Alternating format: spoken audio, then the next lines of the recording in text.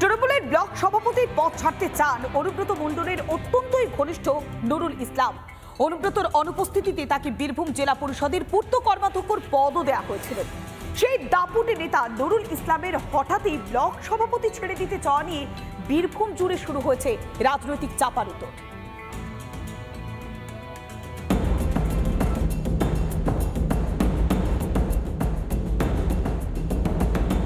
পদ ছেড়ে দিতে চান নুরুল ইসলাম। দীর্ঘদিন ধরে সিউড়ি ২ নম্বর ব্লকের তৃণমূলের সভাপতি নুরুল ইসলাম তৃণমূলের জন্মলগ্ন থেকেই দলের একনিষ্ঠ কর্মী। কিন্তু কি হলো হঠাৎ? কেন ছেড়ে দিতে চান ব্লক সভাপতির পদ? আমি দেখতে চাই যে আমি এতদিন যাদেরকে আমি তৈরি করলাম নিজে হাতে, তাদেরকে একটা দায়িত্ব দিয়ে আমি কিন্তু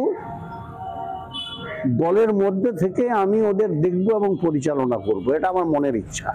পদত্যাগের সিদ্ধান্ত তৃণমূলকে জানিয়েছেন নুরুল ইসলাম। এখনো দেননি পদত্যাগ পত্র। তিনি যে পদক্ষেপ নিয়েছেন তাকে সাধুবাদ জানায়। তবে জেলার মিটিংয়ে, কোর কমিটির মিটিংয়ে এই নিয়ে পর্যালোচনা হবে, এই নিয়ে আলোচনা হবে, রাজ্য কমিটির সঙ্গে কথা হবে, তারপরে সিদ্ধান্ত গ্রহণ হবে। হঠাৎই নুরুল ইসলামের পদত্যাগ নিয়ে শোরগোল পড়েছে রাজনৈতিক মহলে। এই সমস্ত ব্যক্তি দলের নেতৃত্ব নয়, এদেরকে জেলে থাকা উচিত। আজকে নিজে থেকেই এই ধরনের সিদ্ধান্ত নিচ্ছেন, আমার মনে হয় যে অনেক দেরিতে হলেও তার বোধগম্য হয়েছে।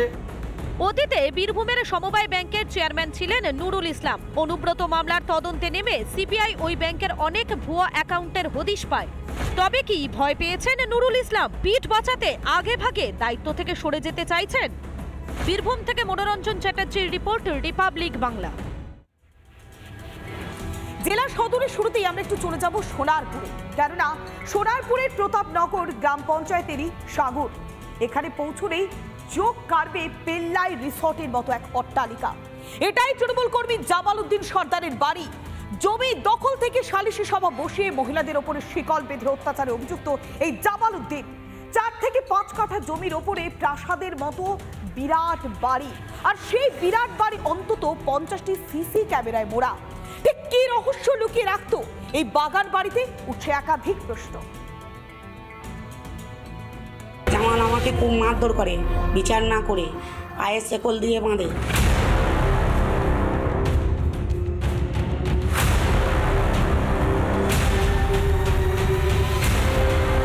পাঁচিলে ঘেরা বিশাল সাম্রাজ্য, গেট পেরিয়ে ঢুকলেই মার্বেল বসানো রাস্তা, সামনে নীল হলুদ বিশাল বাড়ি, পাশে আরো একটি বাড়ি।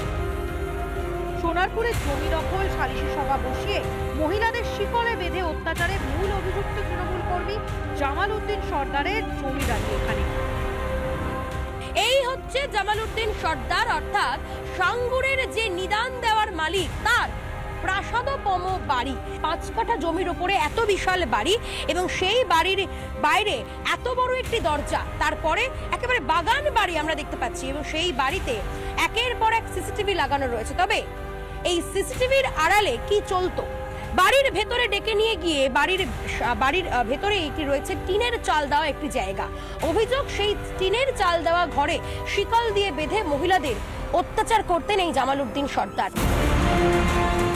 বাড়ির মধ্যে রয়েছে সুইমিং পুল, গেট থেকে বাড়ি, প্রায় 50টি সিসি ক্যামেরায় মোড়া গোটা এলাকা। অভিযুক্ত জামাল উদ্দিনের খোঁজে সোনারপুরের রিপাবলিক।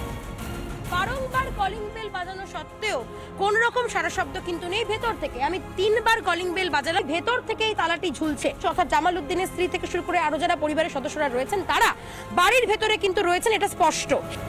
জামাল উদ্দিনের অট্টালিকার পাশে সুইমিং পুলে খেলে বেড়াচ্ছে কচ্ছপ, যে কচ্ছপ বাড়িতে পোষা বেআইনি। কচ্ছপ আছে ওটা কচ্ছপ জানতো? হ্যাঁ জানতো। কতদিন ধরে রয়েছে এটা? বেশি দিন নেই, বর্ষাকালে 3-4 সপ্তাহ মতন, 1 মাস হচ্ছে। ওই পুকুরেই থাকে।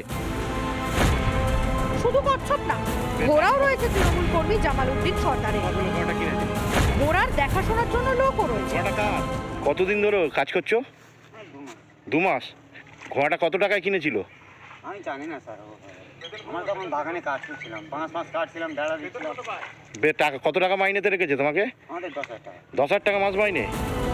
এলাকায় কান পাতলে শোনা যায় তোলাবাজি থেকে একের পর এক অপরাধে হাত পাকিয়েছে জামাল উদ্দিন। সোনারপুরে ছড়িয়ে ছিটিয়ে অগাধ সম্পত্তি। একের পর এক অভিযোগ উঠতেই জামাল উদ্দিনের বাড়ি পৌঁছলো সোনারপুর থানার পুলিশ।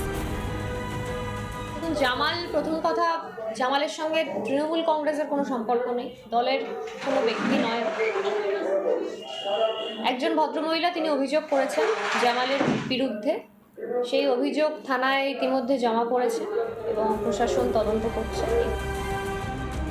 সালিশি সভা বসিয়ে মহিলাদের শিকল বেঁধে মারধরের ঘটনায় তদন্তে সোনারপুর থানা। বরুণ হালদার ও এলিনা ভট্টাচার্যের রিপোর্ট, রিপাবলিক বাংলা। জেলায় জেলায় বিদ্যুতের বিভ্রাটের জেরে নাজেহাল আমজনতা। এবার রাজ্যের বিদ্যুৎ দপ্তরের প্রতি ক্ষোভ উগরে দিলেন খোদ শাসক দলের সাংসদ অরূপ চক্রবর্তী। লোডশেডিং নিয়ে যে তৃণমূল তৎকালীন সিপিএম সরকারকে দুষত, এখন তারাই যেন বিপাকে। দেখুন, লোডশেডিং এর সরকার আন্নাই দরকার, এটা আমাদের স্লোগান ছিল। একজন সংসদ মিটিং করতে আসার পর কেন শহরে লোডশেডিং হলো, আমাদের ডিস্ট্রিক্ট ইঞ্জিনিয়ার ইলেকট্রিককে এটা কৈফিয়ত দিতে হবে। লোডশেডিং নিয়ে ক্ষোভে ফেটে পড়লেন খোদ তৃণমূল সাংসদ।